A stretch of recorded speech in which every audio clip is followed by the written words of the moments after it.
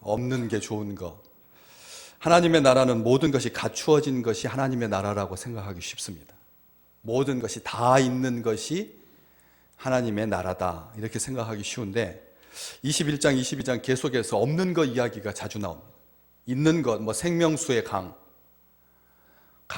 길 한가운데 흐르는 강, 생명나무 열매, 기초석, 성문 이런 것들 있는 것 이야기하지만 없는 것도 만만치 않게 많이 나옵니다. 우리가 생각에 없는 것이 무슨 천국이냐 싶은 없어야 될 것 몇 가지가 나오고 있는데 오늘 본문 속에도 하나 나오죠. 5절 말씀해 보면 다시 밤이 없겠고, 밤이 없겠고라고 하지 아니하고 다시 밤이 없겠고라고 합니다. 다시라는 말이 이 3절 말씀에 오늘 설교의 주 말씀인데 다시 저주가 없으며 다시 없다 이렇게 쓰고 있습니다. 그냥 저주가 없고 밤이 없다 이렇게 하지 아니하고 다시 저주가 없고 다시 밤이 없다라고 하는 말은 전에 밤이 없었던 때가 있었고 전에 저주가 없었던 때가 있었다는 말이지. 갑자기 없는 게 아니라는 겁니다. 전에도 없었습니다. 하나님 나라에 밤이 없었습니다. 그리고 저주가 없었습니다. 에덴 동산에 밤도 없고 저주도 없었습니다. 그런데 죄 때문에 밤도 생기고 그리고 저주도 있었던 거죠. 옛날에 없었으니까 다시 없겠고 다시 없다라고 하는 표현을 쓴다라고 하는 것이죠. 21장 4절에 보면 다시는 사망이 없다, 사망도 없다라고 말씀하십니다. 애통하는 것, 곡하는 것, 아픈 것이 다시 있지 아니하리니, 다시라고 하는 말을 계속 강조합니다. 에덴 동산에서는 사망도 없었고 애통하는 것, 곡하는 것, 아픈 것 없었다는 겁니다. 시어머니가 없었다가 아니라 곡하는 게 없었다, 애통하는 게 없었다, 다시 있지 아니하리니. 또 그 중에 21장 1절 말씀해 보면 처음 하늘과 처음 땅도 없어졌고 바다도 다시 있지 않더라 이렇게 기록되어 있습니다. 바다도 다시 있지 않다 이렇게 말합니다. 다른 것은 사망하고 곡하고 아픈 것, 병든 것, 눈물 이런 것은 없어도 마땅한데 바다 하면 우리는 어떤 생각을 하냐면 파도가 밀려오는, 석양에 거품이 가득 묻고 모래사장에 탁 와서 부서지는, 파도가 부서지는 그런 낭만적인 추억이 어린 자녀들과 함께 초등학교 이전에 늘 가가지고 함께 했던 그 바다를 생각한다는 거죠. 그런데 이 성경에 나오는 특별히 요한계시록에서의 바다는 중립적이긴 합니다. 수정같이 맑은 바다도 나오니까요. 그런데 또 한편으로는 바다에서 짐승이 올라오는, 그래서 사람들의 이 심리적인 기저, 심리적인 바닥에는 물에 대한 공포, 원초적인 공포가 있습니다. 그래서 물에 빠지는 경험들을 해보셔서 알겠지만 이것은 의지로 되고 힘으로 되는 게 아니거든요. 빠지면 그냥 휩쓸리면 순식간에 생명을 잃게 되는 것이 깊은 바다, 그런 물이거든요. 요즘 과학이 발달해서 10,000m까지도 내려간, 그 속은 칠흑과 같은 어둠입니다. 생물이 눈은 흔적은 있는데 보지 못하는 거지. 어둠입니다. 불과 100여 미터 위에서부터, 수면에서부터 100여 미터 정도까지 햇살이 그렇게 비치지 나중에는 다 삼키는 게 바다여서 바다는 사실은 공포스럽죠. 그런데 바다도 이유는 모르겠습니다. 나중에 하나님께 가서 꼭 물어보고 싶은 게 몇 가지가 있는데 왜 하나님의 나라에는 다시 바다가 없습니까? 다른 것은 다 괜찮습니다. 저주다 없다, 밤이 없다, 이것은 다 괜찮은데 바다가 없는 것은 중립적인 요소인데 왜 하나님의 나라에는 다 있어야지? 더 아름다운 바다, 더 넓은 바다, 물에 빠져 죽지 않는 바다, 얇은 바다, 파도가 치지 않는 바다, 조용한 바다, 그리고 요트할 수 있는 바다, 논이는 바다, 가슴보다 작게 잠기는 바다, 얼마든지 있어야 되는데 바다가 없더라 이렇게 되어 있고, 21장 22절에 보면 특이한 게 하나가 없습니다. 성전이 없다. 하나님의 나라에는 성전이 따로 없다. 왜? 하나님 곧 전능하신 이와 및 어린 양이 그 성전이기 때문에. 따로 예배당을 지어가지고 거기에 모여서 예배드리지 않아도 어느 곳에서든지 주님과 함께함으로 따로 성전이 없다. 참 귀한 말씀입니다. 성전이 있고 없고 이 차이가 하나님의 나라를 구별하는 선이다라고 말씀하십니다. 그러면서 다시 저주가 없다라고 하는 표현이 오늘 3절 말씀인데, 이 저주가 하나님께서 이 땅을 저주하는 것처럼 하나님으로 말미암은 어떤 저주, 우리가 많이 구약 성경을 읽다 보면 저주에 대한 이야기가 꽤 많거든요. 그래서 저주를 하나님으로부터 말미암는 어떤 저주라고 그렇게 생각하기 쉬운데, 고린도전서 16장 22절에 보면 사도 바울은 이렇게 고린도 교회에 경고합니다. 만일 누구든지 주를 사랑하지 아니하면 저주를 받을지어다. 한 명도 아멘 안 하시잖아요. 그렇죠. 이 말씀 무서운 말이거든요. 주를 사랑하지 않는다면, 주를 사랑한다라고 하는 것이 어느 정도가 사랑하는 거냐?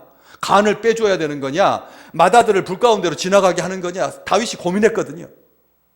진짜 사랑하지 않으면, 정말 한 주간 동안 주님을 사랑하는 자로 사셨습니까? 하나님을 미워하는 자로 살지 않았습니까? 저주, 주를 사랑하지 아니하면 저주를 받을지어다. 아멘 할 수 있는 성도가 과연 이 지상에 몇이나 되겠습니까? 갈라디아서 1장 8절과 9절, 갈라디아 교회 바울은 이렇게 편지합니다. 우리나 혹 하늘로부터 온 천사라도 우리가 너희에게 전한 복음 외에 다른 복음을 전하면 저주를 받을지어다. 이것은 아멘 하셔야죠. 왜요? 다른 복음이 이 땅을 얼마나 더럽히고 있는지, 다른 복음, 하나님으로 말미암지 않는 복음, 결국은 자기가 왕 되려고 하는 복음. 설교도 나에게 유익해야지 아멘이지, 나의 기분을 상하게 하면 아멘이 안 나오는, 내가 듣고 싶은 말만 듣는 것이 복음이다. 한국 교회에, 한국 땅에 다른 복음이 얼마나 많은 영혼들을 병들게 하고 있는지. 그래서 바울은 분명하게 말합니다. 8절만 그렇습니까? 9절에 만일 누구든지 너희가 받은 것 외에 다른 복음을 전하면 저주를 받을지어다. 2절에 걸쳐서 갈라디아서 1장 8절과 9절에 저주를 선포하고 있습니다. 사도인데, 바울인데 저주를 분명하게 선포합니다. 구약 성경은 말할 것도 없고요. 신명기 28장 들어가도 복을 받고 나가도 복을 받는다 생각하고 사람들은 신명기 28장을 굉장히 사랑합니다. 아닙니다. 1절부터 14절까지 딱 14절에 걸쳐서 복을 선언하고 있고, 15절부터 68절까지 54절에 걸쳐서 저주받을지어다, 저주받을지어다. 신명기 28장은 온통 저주 이야기입니다. 14절밖에 안 됩니다, 축복은. 나머지 54절은 저주입니다. 29장은 아예 저주입니다. 저주로 가득 차 있습니다. 그래서 우리는 생각합니다. 하나님이 저주하시고, 또 사도 바울도 저주하고, 예수님도 허기져가지고 무엇을 먹을 것이 있을까 싶어서 무화과 나무에 가까이 갔더니 열매가 없으니까, 열매 맺을 때도 아닌데, 그래서 주님께서 저주했더니 다음날 뿌리부터 말라버린 그 무화과 나무, 사람들은 놀랐는데 가만히 그 이야기의 문맥을 살펴봐야 됩니다. 단순하게 예수님께서 자기 배가 고파서 아직 때도 아닌데 애매한 무화과 나무를 저주했느냐? 아니라는 겁니다. 너희가 믿음이 있으면, 너희가 기도하면 이 산이 들려서 저 바다에 가서 빠지라고 하면 이루어진다. 믿음을 강조하기 위해서 한 말이지, 무화과 나무를 저주하기 위해서 하신 말씀이 아니거든요.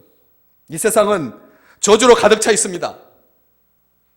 메이저리그에 108년 동안 한 번도 우승해보지 못했던 시카고 컵스, 1945년 월드시리즈 4차전 술집을 경영하던 빌리 사이어니스라고 하는 사람이 애완염소를 데리고 입장했습니다. 원래는 법에는 못 들어가게 되는데 돈을 많이 주고 염소와 함께 그 월드 시리즈를 보기 위해서 입장했는데, 주변에 있던 사람들이 냄새 난다고, 역겹다고 그렇게 불평을 하니까 구단에서 그를 강제로 퇴장시킵니다. 화가 난 그가 이렇게 말했죠. 시카고 컵스는 절대 월드 시리즈에서 우승하지 못할 것이다. 저주를 퍼부었습니다. 그 이후로 한 번도 월드 시리즈 우승은 물론이고 무대조차도 밟지 못했죠. 그러다가 2016년 71년 만에 저주가 풀린 겁니다. 71년 만에. 그 사람이 저주했기 때문에 우승하지 못한 것은 아닐 것입니다. 그러나 사람들은 그 사건을 계기로 염소의 저주라고 합니다. 밤비노의 저주도 있고요. 야구팀과 관련한 저주가 많습니다. 그런데 71년 만에 창단된 지 108년 만에 우승한 겁니다. 여러분, 이 땅에서 야구 구단주가 자기 팀이 108년 동안 한 번도 우승을 못했다. 그러면 어떻게 그 팀을 대할까요? 50년쯤이면 고민하지 않겠습니까? 70년 동안 한 번도 우승하지 못하면 이 야구팀을 팔아야 되나 계속 유지해야 되나 걱정하지 않겠습니까? 100년째 우승하지 않고 있으면 이게 뭔가 이건 잘못된 팀이다 생각하지 않겠습니까? 108년 만에 우승합니다. 108년 동안 기다려준 시카고 사람들도 대단하고요. 또 이것은 우리로 하여금 오래 참는다라고 하는 그 한계를 아주 명확하게 보여주는 증거이기도 합니다. 이 세상에 어렸을 때 많이 들었던 투탕카멘의 저주 기억나신지 모르겠습니까? 이집트 왕 파라오 투탕카멘 무덤을 1922년 발견했거든요. 그런데 그 무덤을 발굴한 팀원들이 연이어서 계속 죽습니다. 도대체 왜 죽나? 어떤 투탕카멘의 저주가 있어서 왜 죽나? 하고 여러 연구들이 있었죠. 1000년 동안 갇혀 있었던 그 공기가 중금속에 오염돼 있어가지고 문이 열리는 순간 사람이 연구원들이 들어가서 다 쐬는 바람에 죽었을 거다. 암에 걸려서 죽었을 거다. 부터 시작해서 별소리가 다 있었습니다. 그런데 당시 무덤에서 발굴한 부장품에 이런 글귀가 쓰여 있는 것을 나중에 알게 되었죠. 왕의 안식을 방해하는 자는 죽음의 날개에 닿으리라. 놀라운 저주죠. 왕의 안식을 방해하는 자는 죽을 것이다 라고 하는 저주문이 쓰여 있었다는 거예요. 그것 때문에 연구원들이 죽은 것은 아닐 테지만 사람들은 이것을 투탕카멘의 저주라고 합니다. 또 웃기는 저주도 있죠. 전설적인 브라질 축구 선수 펠레가 승부를 예측하면 언제나 정반대의 결과가 나오니까 이번에 포르투갈 팀이 우승할 거다 그러면 포르투갈 팀은 반드시 떨어지는, 그래서 펠레의 저주도 있고요. 또 마천루의 저주도 있습니다. 초고층 빌딩이 건설된 후에 경제 위기가 닥치는, 그래서 높은 건물 너무 좋아하면 안 된다. 높은 건물 지은 다음에 그 다음부터 그 나라는 경제 위기가 닥친다 해서 마천루의 저주도 있고요. 승자의 저주도 있습니다. 승자는 축복인데 마천루도 축복인데 왜 승자의 저주도 있고 마천루의 저주도 있느냐는 거죠. 1950년대 멕시코만의 석유 시출권 입찰 과정에서 유래한 말이 승자의 저주입니다. 당시에 정확한 석유 매장량을 측정할 수 있는 방법이 그렇게 많지 않았기 때문에 과도하게 달아오른 경매 분위기에 휩쓸려서 낙찰가를 2천만 달러라고 써냈습니다. 2천만 달러, 어마어마한 돈이죠. 3천억 가까운 돈이니까 2천만 달러. 하지만 시추 결과 매장량이 형편없이 적어서 낙찰자는 1,000만 달러를 손해봅니다. 2천만 달러를 투자했는데 1,000만 달러를 손해본 겁니다. 그래서 그 다음부터 이게 승자의 저주다. 잘 나가는 기업에다가 주식을 사면 이게 계속 잘 나가면 좋은데 반토막 나는 경우도 있다. 그래서 승자의 저주라고 하는 말도 있고요. 시편 150편으로 되어 있습니다. 5권으로 되어 있는데 39편이 복수의 시입니다. 시편을 읽는 것은 원수를 향해서 저주를 퍼붓는 거고 같다라고 하는 비판을 듣는 이유이기도 합니다. 그런 거친 말이 분노를 해소하는 방편일 수 있다. 쌓아두면 곰기 마련 아닌가? 터뜨려야 한다. 왜 한국 사람들이 이렇게 암이 많은가? 특별하게 다른 민족에 비해서 암이 많은 것도 아닌데 보통 수준인데 왜 그런가? 한이 맺혀서 그렇다. 터뜨리지 아니하고 속으로 쌓아두면 곰고 병들게 된다. 도덕적으로 건강하다는 증거다. 그래서 기독교 작가였던 C.S. 루이스는 유대인들이 이교도들보다 더 지독한 저주의 말을 하는 것은 그들이 정의에 대한 민감성이 있기 때문이다 라고 우호적인 평가도 하기도 합니다. 그러나 많은 사람들은 시편에 있는 39편의 복수의 시가 단순하게 원수를 저주하는 시가 아니라 하나님 앞에 토로하는 시다. 하나님이 갚아주셔야 한다. 사람을 대적하여서 저주하면 안 된다. 민비가 흥선되어 온 그 시아버지를 음해하기 위해서 인형을 만들어 놓고 거기다 바늘을 꽂았다. 별 이야기가 다 있지 않습니까? 그런 것처럼 이 땅에서 사람을 상대로 저주해서는 안 된다. 골리앗이 다윗에게 독한 저주를 퍼부었죠. 사무엘상 17장 43절에서 44절 말씀에 보시면 이 골리앗이 퍼부었던 저주에 대해서 잘 기록되어 있습니다. 블레셋 사람이 다윗에게 이르되 내가 나를 개로 여기고 막대기를 가지고 내게로 나왔느냐? 그의 신들의 이름으로 다윗을 저주하고 그 블레셋 사람 골리앗이 다윗에게 이르되 내게로 오라. 내가 네 살을 공중의 새들과 들짐승들에게 주리라. 폭언을 일삼았습니다. 그런데 하나님께서 어떻게 하셨습니까? 그 저주가 그대로 골리앗에게 이루어지게 하셨습니다. 우리는 저주해서는 안 되는 사람들입니다. 우리는 다른 사람들을 축복해야 할 사람들이죠. 누가복음 6장 28절 너희를 저주하는 자를 위해서 축복하며 너희를 모욕하는 자를 위해서 기도하라. 우리 주님께서 말씀하셨습니다. 저주는 우리의 할 바가 아닙니다. 하나님 앞에 애타는 심정으로 아뢰일 뿐이죠. 그래서 하나님께서 사람의 저주를 복으로 바꿔주신다는 말씀입니다. 느헤미야 13장 2절에 발락이라고 하는 왕이 발람이라고 하는 선지자에게 뇌물을 주어서 이스라엘을 저주하라고 시킵니다. 그렇지만 하나님께서 나귀를 시켜서 발람의 저주를 막습니다. 나귀를 시켜서 하나님께서 발람의 저주를 막습니다. 하나님은 저주를 돌이켜서 복이 되게 하시는 분이십니다. 사랑하는 성도들이여, 이 땅에 살아가는 날들 동안 우리는 하나님의 나라에 가서 저주가 없는 삶이 아닙니다. 지금도 저주가 없는 삶을 사시기를 주님의 이름으로 축복합니다. 다시 저주가 없다. 이 말은 지금 우리 때에 저주가 없다는 것이죠. 왜? 저주는 불순종에 대한 하나님의 심판입니다. 신명기 28장 15절 내가 만일 내 하나님 여호와의 말씀을 순종치 아니하여 내가 오늘 너에게 명령하는 그의 모든 명령과 규례를 지켜 행하지 아니하면 이 모든 저주가 너에게 임하며 너에게 이를 것이며 하나님에게 순종하지 않았을 때 하나님께서 저주가 임한다라고 말씀하십니다. 하나님이 저주하는 게 아닙니다. 저주가 임하는 겁니다. 하나님이 자기 백성들이 순종하지 않는다고 불순종한다고 저주하시는 것이 아닙니다. 이 모세가 하나님의 말씀대로 원망하는 이스라엘 백성들 앞에 서서 반석 앞에 서서 물을 내라. 그랬더니 모세가 어떻게 했습니까? 내가 너희를 위하여서 물을 내랴? 너희같이 하나님을 향해서 완악한 사람들을 위해서 내가 물을 내야만 하겠느냐? 하면서 성질을 부리면서 반석을 2번 내리칩니다. 그럼 물이 콸콸콸 쏟아져 나와서 이스라엘 백성들이 다 먹고 마셨지요.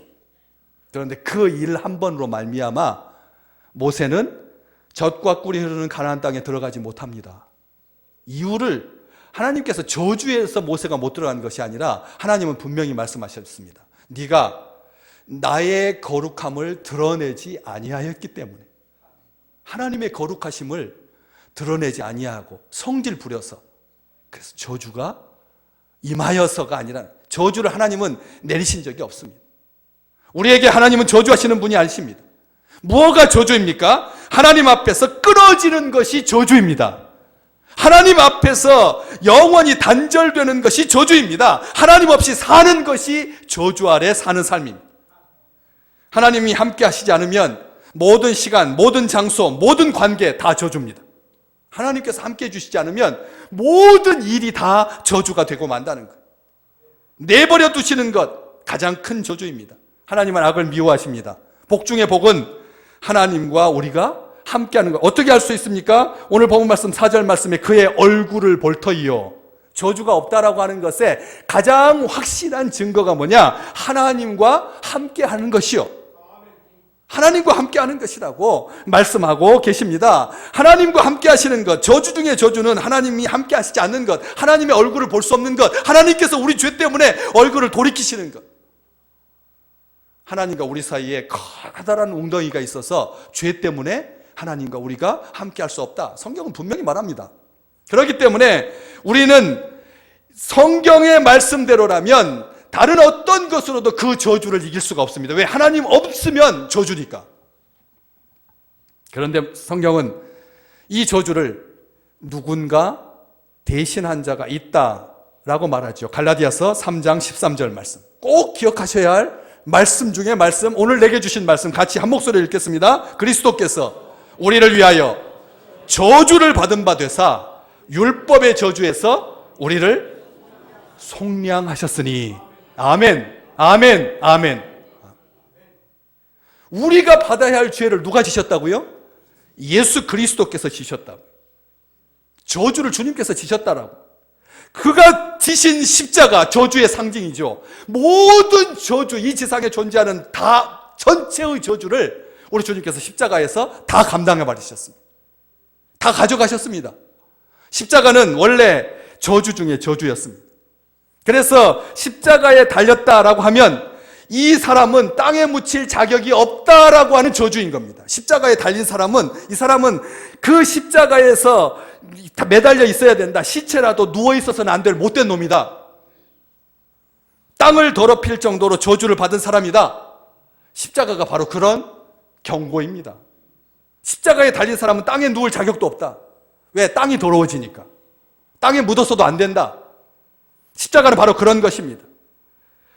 이 십자가를 예수 그리스도께서 우리를 대신하여서 지셨습니다. 죄의 저주를 받으셨습니다. 우리는 저주에서 완전히 벗은 사람입니다. 결코 저주 아래 있지 않는 자입니다. 저주를 두려워하지 마십시오. 사람, 그래서 에이, 나한테 좀 저주스러운 말, 흐르는 물에다 씻어야지. 이렇게 왕도, 이성계도 자기에게 불리한 말은 흐르는 물에다가 씻어야 하지만 자기에게 임하지 않을 것 같은 원초적인 불안감이, 두려움이 있었던 것이죠.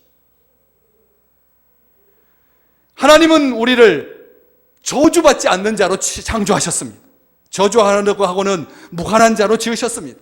어떻게 알 수가 있습니까? 고린도후서 5장 21절 말씀, 갈라디아서 3장 13절과 꼭 같이 기억하셔야 할 말씀입니다. 함께 보겠습니다. 하나님이 죄를 알지도 못하신 이를 우리를 대신하여 죄로 삼으신 것은 우리로 하여금 그 안에서 하나님의 의가 되게 하려 하심이라.